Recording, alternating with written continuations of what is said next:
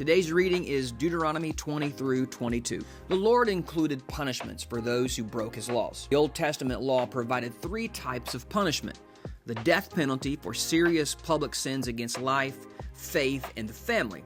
Then there was a cutting off for grave private sins, and then there was the restoration for property offenses. Stoning seems to be the most common form of the death penalty in the Old Testament.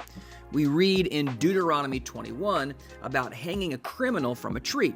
The hanging of criminals in a public place was practiced by both Israelites and their Gentile neighbors. This public humiliation of hanging a criminal may have served as a warning to the community of the dire consequences of committing certain crimes. Moses adds, "His body shall not remain all night upon the tree, but thou shalt in any wise bury him that day. For he that is hanged is accursed of God." The criminal hanged on a tree was considered cursed of God. The body wasn't to be left upon the tree all night, but it was to be buried the very same day.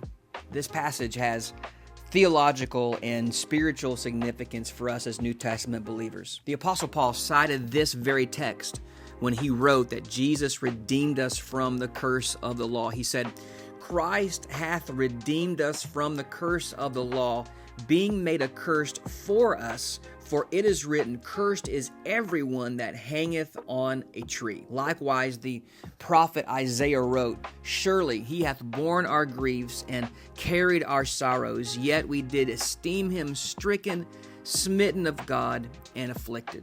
Let the cross of Christ serve as an awful reminder of sin's curse and Christ's love. Jesus was crucified upon Calvary's tree and became the curse for you and for me.